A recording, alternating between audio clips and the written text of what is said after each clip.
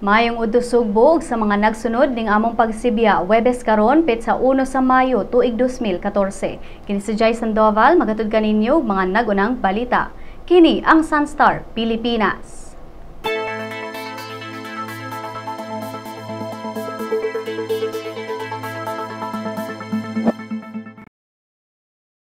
Ang mga nagunang balita, mga benepisyo karong Labor Day gipahinumdum sa Department of Labor and Employment. Bata nga natagak sa usa ka mall dinhi sa Sugbo, luwas ra apan suwang nabuak. Senator Miriam Defensor Santiago miawhag sa mga graduado sa UP Cebu nga motabang pagpakigbatok sa korupsyon. Sa atong lukop nasod sa Manila, dulan sa 3,000 ka mga pulis gipahimutang sa critical areas sa mga magprotesta. Sa Maguindanao, measles outbreak gideklarar sa Department of Health. Sa Davao del Sur, 10 anyos nga bata nalumos sa gingong tawang sapa.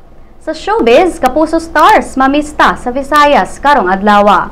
Ug sa sports, tag-iya sa Clippers nga si Donald Sterling gipahamtangan og ban for life nga silot.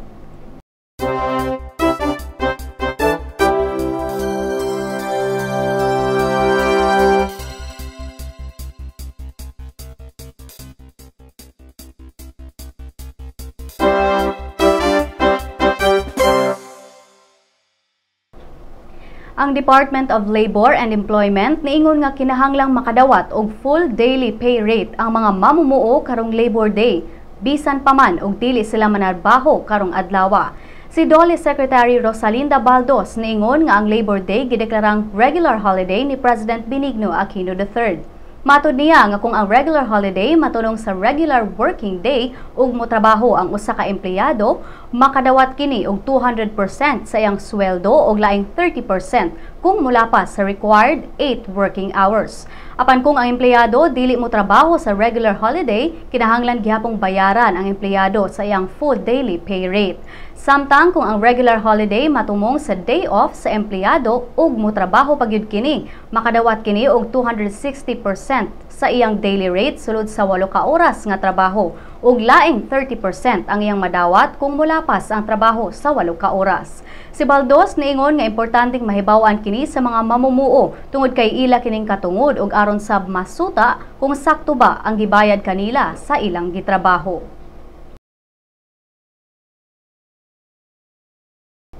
Niliki ang suwang sa 6 anyos nga batang lalaki human mahulog sa upper floor ngadto sa ground floor nga nahimutangan sa stage sa SM North Reclamation Area, Dakbayan sa Sugbo sa miaging gabi.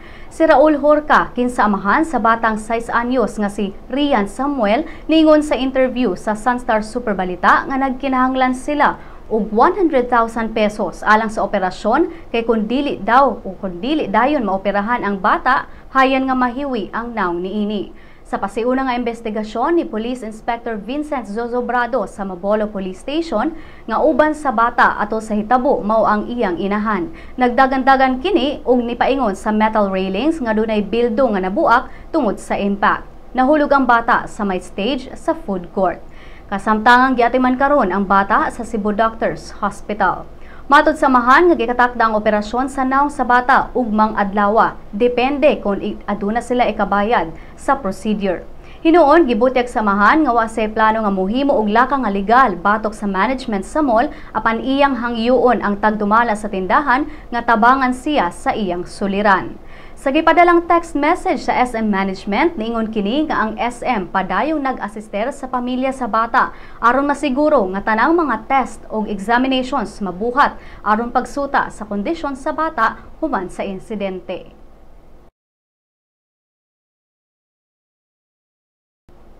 Si Senador Miriam Defensor Santiago niawhag sa mga graduado sa University of the Philippines Cebu nga motabang sa pagpakibatok sa korupsyon sa gobyerno.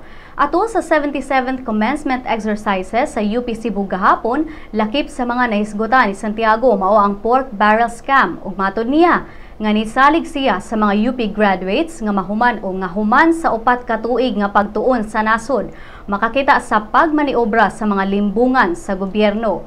Matod sa senador nga ang pagtabang sa pagpakigbatok sa korupsyon o sa kamoral nga obligasyon sa mga graduado. Human sa graduasyon, game sab nga nakipag-selfie ang senador kauban ang mga eskolar ng bayan.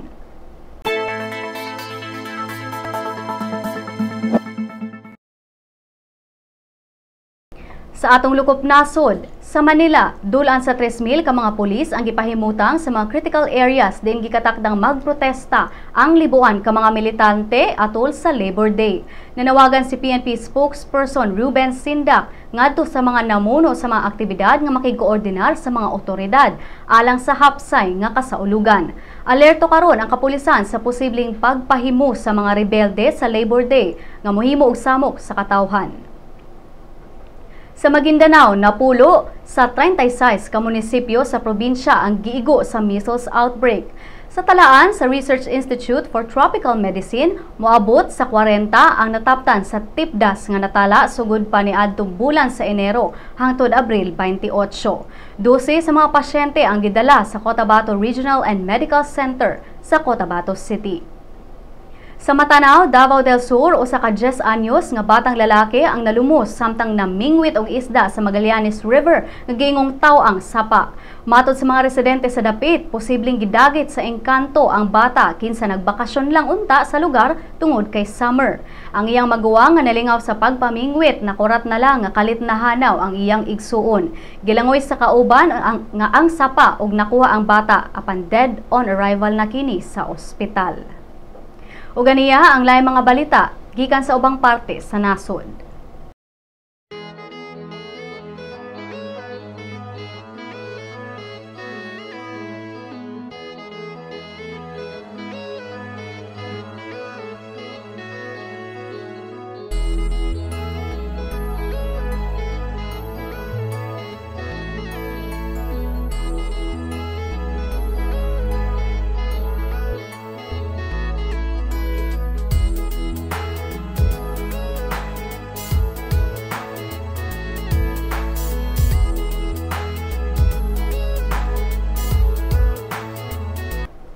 Be summer ready, pinaagi sa juicing cleanse nga pamaagi sa detox. Apan unsaon paghimo, ani ang special report ni Maris Puyo. Karong summer, andam na ba mo musuot sa inyong two-piece o mga bikini? Sa kinahanglan magpadaot, suwayi ang juicing strategy. Uso kini karon sa celebrities. Apan nili kinahanglan mo gasto og dako aron ma-achieve kini. Ang mga ingredients, bisag unsang klaseng prutas nga makit-an sa ref. Sa atong example, aduna kitay green apple, watermelon, carrots ug pineapple. Para sa breakfast, una, islice daan o ginagmay ang carrots. I-blend sa juicer. Isulod sa bisag unsang botilya nga wala na gigamit. Balikon ang mga steps sa lunch o sa dinner. O kay kinahanglan consistent ang prutas, ang atong replacement sa sugar ang pineapple. Pwede ra kang maghimo og imong kaugalingong recipe, basta siguraduha lang nga puro prutas ang ingredients. O diba, simple ra kaayo. All set o kompleto na ang inyong breakfast, lunch o dinner. Alang sa Sunstar Pilipinas, Maris Puyo. Atong kumustahon ang sitwasyon sa Dan Colon karong adlaw ni Ivan de los Santos gikan sa buhatan sa Situm. Sa atuang kalihukan karong adlaw, nakakitay mga rallyista karon nagtapok diri sa may Colon, Minya Boulevard, diri sa may Gaisano Metro. So duha ta ka pundo karon mga relista nga naa diri sa Colon. Pasuli tulo ni sila ganiha, and then ang atuang usa ka group of rallies i-pull out na mao ni ang ALO, and then sa tay group of rallies na diri sa atubangan sa Gaisano Metro, yang ikaduha na diri sa may Angat Bank City Savings Bank. Sa atuang sitwasyon karon diri sa may Colon, medyo na gitay kahuot gamay, so ang gibuhat karon diri sa may Situmato operation, so natay mga diversion karon. So kaning gikan karon sa plaza, mo right turn ta diri sa Jaco, and then mo left turn ta sa may Legazpi. Mao ni siya ang ato ang diversion, and then ang kining sakyanan gikan sa may norte, sa may UB, padulong sa Metro, muliko sila diri sa may Pilais, and then muliko, left turn diri sa may Santiago, and then going to destination. So ang gikan sa ibabaw nga bahin sa may puente, pwede ra sila makadiretso sa ilahang destinasyon. And then ang gikan sa south, sa may Gaisano South Capital, muliko, mo right turn sila diri sa may Pilupi side, and then going to sa ilahang destination. So, more or less, nakataka yung mga traffic enforcer na karon sa mga intersection. Natay more or less 25 ka mga personnel na to nga nakaroon diya sa mga intersection na assist na to ang trapiko regarding niya to ang karong mga relista na diri sa kulon. Anyway, kahuman na niya, i-pull out niya itong mga relista, mubalik ang ato ang naandan nga dagan sa trapiko. So, dagang salamat kaninyong tanan. Maayong buntag. Atong sayran ang kahimtang sa panahon dinhi sa Central Visayas gikan ni Ned Seletrero sa Pag-asa Mactan.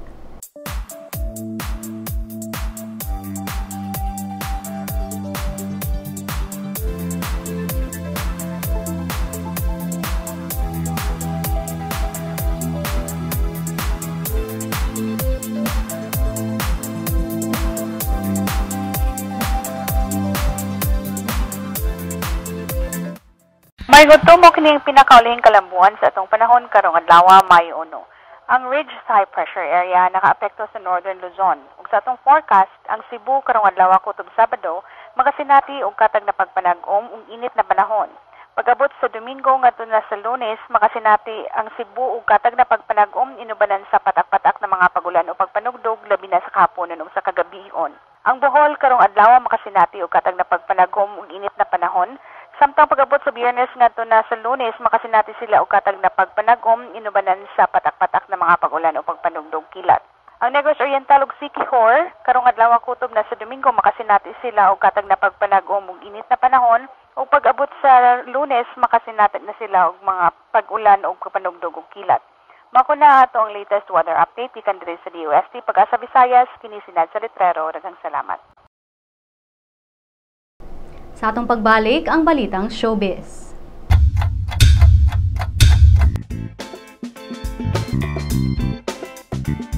The latest in opinion, classified ads, real estate, feature, entertainment, business, and sports.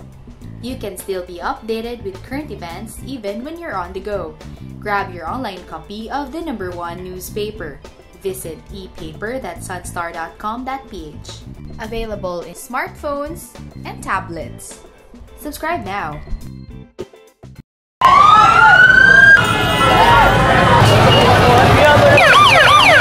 Nagsunod-sunod na ang sunog sa Sugbo.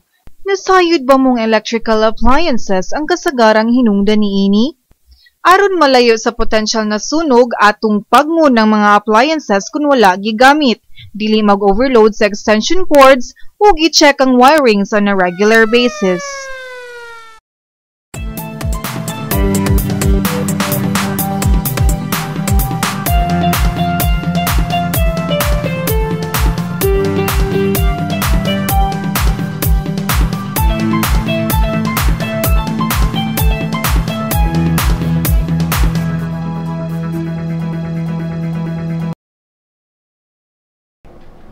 Kapuso stars mamista sa Visayas karong adlaw ug Hollywood star Tori Spelling milanding sa balay Tambalanan. Si Maris Puyo sa Showbiz Chika.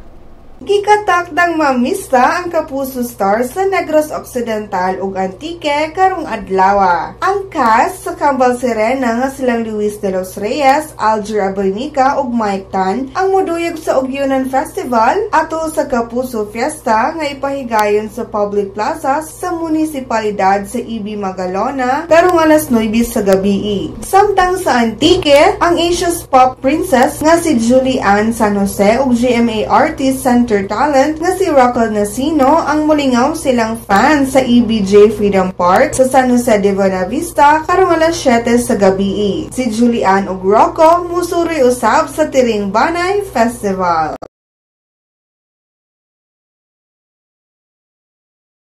Gibati og tumang kalabad sa iyang ulo ang Hollywood star nga si Tori Spelling resulta sa pagkalanding sa balay Tambalanan samtang nagpadayon ang taping sa iyang reality show nga True Tori. Sulod na sa unong kaadlaw nga anaa sa Tambalanan ang reality star ug gidudahan nga ang pagtug-an sa iyang bana sa himo nining pagluob sa ilang kamindyoon mo ay naghatag og grabing stress. Apan gisuwayan sa duha nga mahiyot ilang kasunian pinaagi sa pagdangop og psychologist. Ang magtiayon adunay upat ka mga gagmayng anak. Alang sa Showbiz Chika, Maris Puyo. Alang sa uban pang Showbiz Chika, bisitaha ang celebrity.sunstar.com.ph. I-follow pod mi sa Twitter @SunstarShowbiz. Sa atong pagbalik, ang Balitang Sports. Typhoon Yolanda devastated central Philippines. Thousands are homeless and hungry. You and the world responded. You've donated food, water, and cash. You've comforted evacuees fleeing their ruined communities. Here's a new way to help without spending a cent. Join Sunstar's Click for a Cause. Simply visit us at sunstar.com.ph.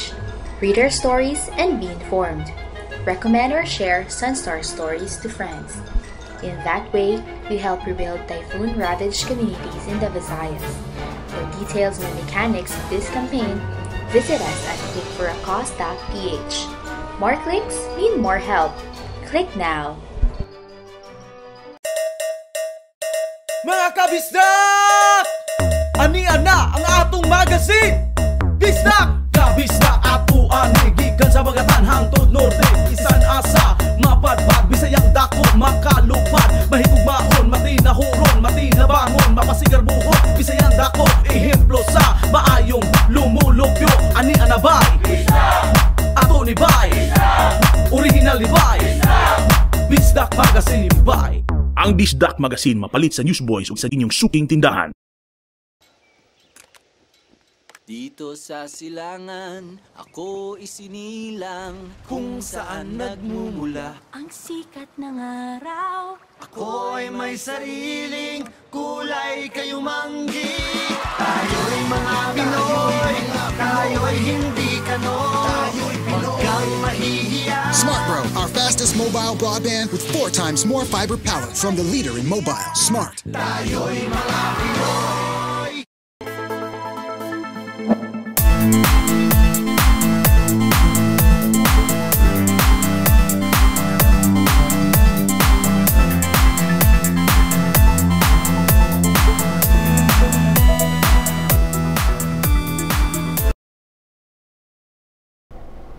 Tagiya sa Clippers nga si Donald Sterling gipahamtangan og ban for life nga silot.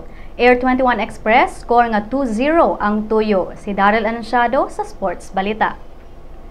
Gipahamtangan sa NBA og silot nga ban for life si Donald Sterling ang tagiya sa Los Angeles Clippers gumikan sa racial discrimination nga pamahayag niini. Nadugkat ang kontrobersya human usa ka audio recording nga gipost sa celebrity news website TMZ diin nadungong si Sterling nga may badlong sa iyang hinigugma nga dili magpost sa social media network kauban ang mga African American. Gipamulta sab og kapin 2 ka milyon nga dolyar si Sterling human sa nahitabo. Gipaboran usab ni Chris Paul ug mga teammates niini ang maong desisyon sa kadagkuan sa NBA batok kang Sterling. Pila ka oras human gipagawas ang desisyon, madasigon nga nakalabaw sa playoff series ang Clippers 3-2 o gipildi nila ang Golden State Warriors sa Game 5 kagahapon.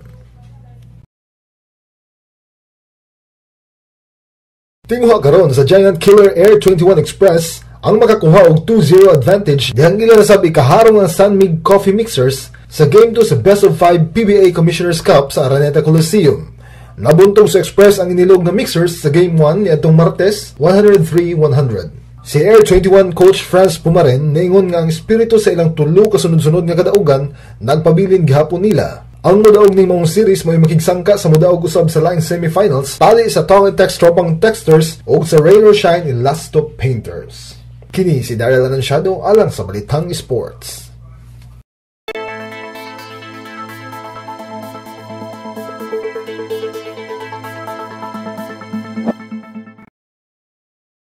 Sa Lotto results, wala pa'y nakadaog sa Grand Lotto 655 o Mega Lotto 645 sa mga bula kagabi. Bulahon unya ang Super Lotto 649 ug Lotto 642. Ug mosunod ang kapalaran gikan sa Sunstar Super Balita.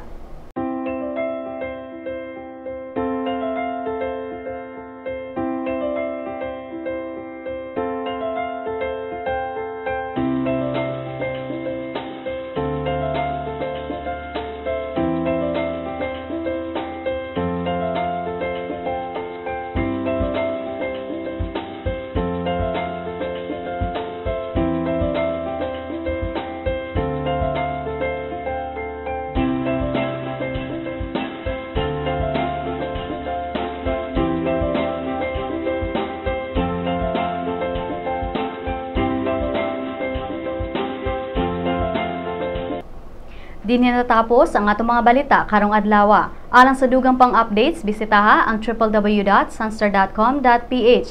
I-follow pod mi sa Twitter at Sunstar Online, pangitaa mi sa Facebook, Sunstar Philippine News. Mag-uban-uban na sab kita ugma kini si Jay Sandoval ug kini ang Sunstar Pilipinas.